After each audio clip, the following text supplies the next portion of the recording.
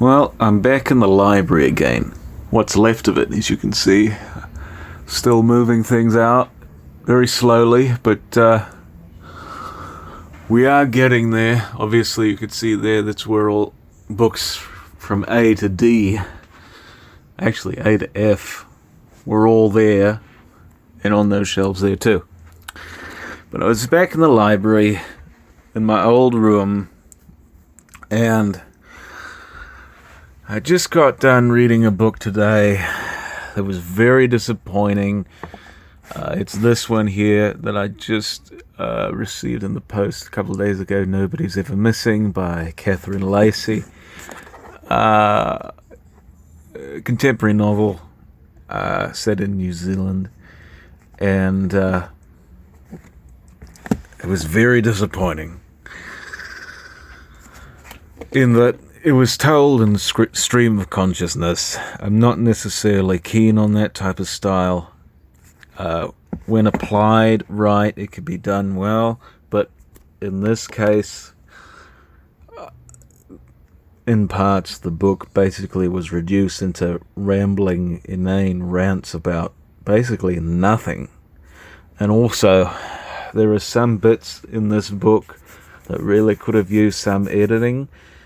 For instance, there are some redundant bits and such.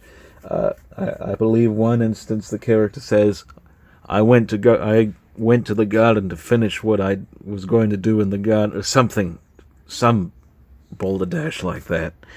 And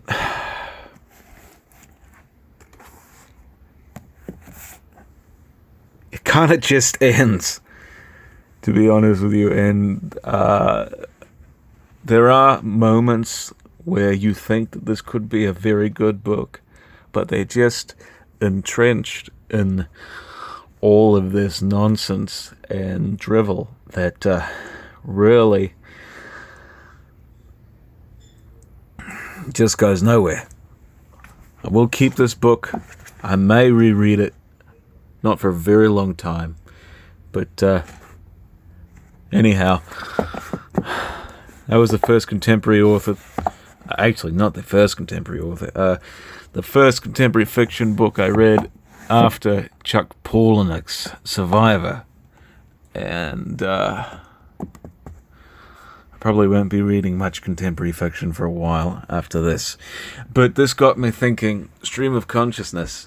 I figured I may as well read something by, we'll go down to the W's here, something by Patrick White. Probably Australia's best writer, other than David Malouf, maybe, whom I've read anyway.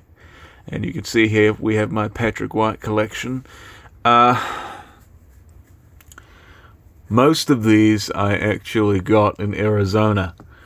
For instance, I got the Tree of Man here, the Solid Mandala, the Vivisector, which is the first one I actually purchased and read partially, the Eye of the Storm,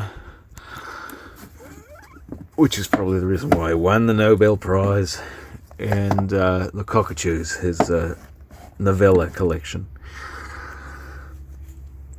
I got most of these in Arizona, and I don't know if you know me, but I live in Southern California, and the area in which I happen to live is basically, you can't get many books down here, or at least many books that I'm looking for down here.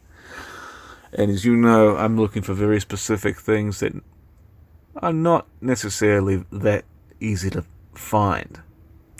And one of those authors that I look for is Patrick White, and have not been able to find him in this state for many years. All these books, 1, 2, 3, 4, 5 of them, I found back in 2019 in Phoenix, in Flagstaff, and all those places. I haven't been able to find anything since. Until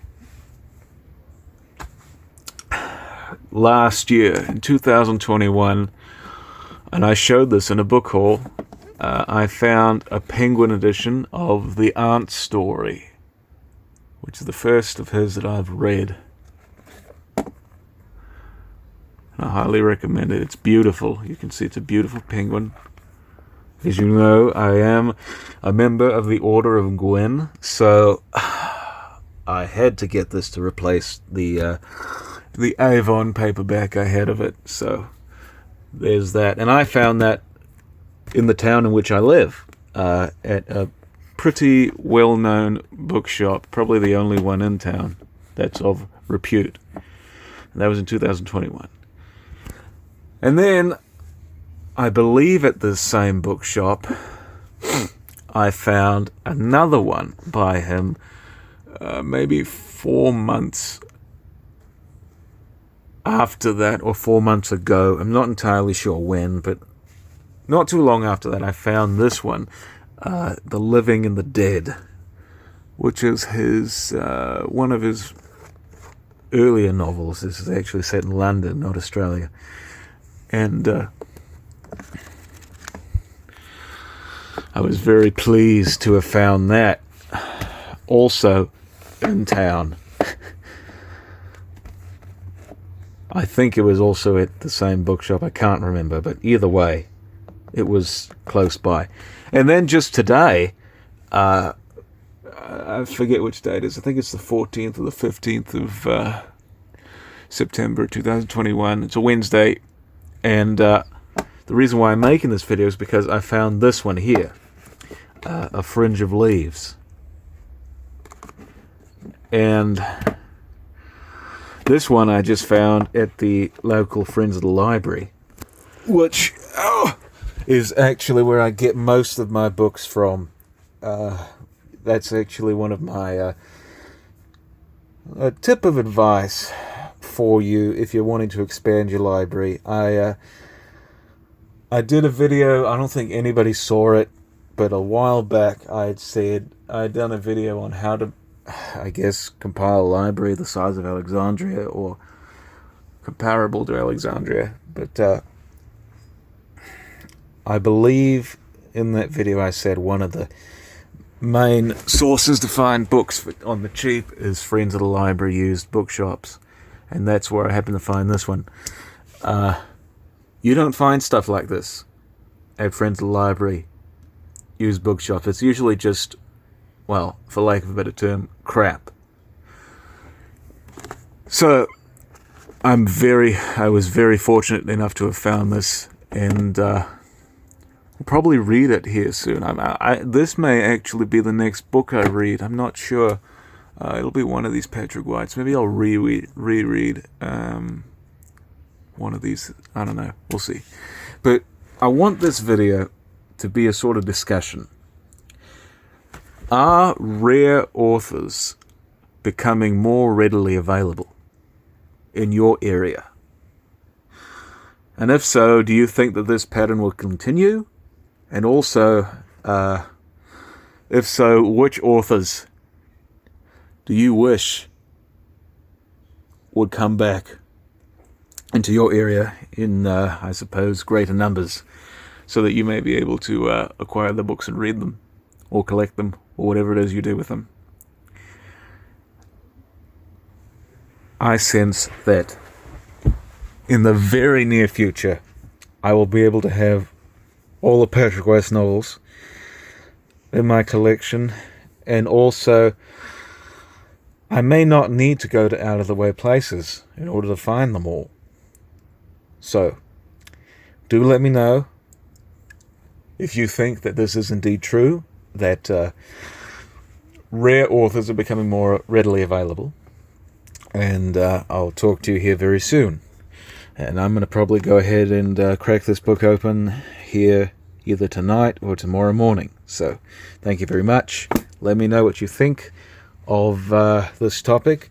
Are rare authors becoming more readily available? And we will see you here very soon. Cheers.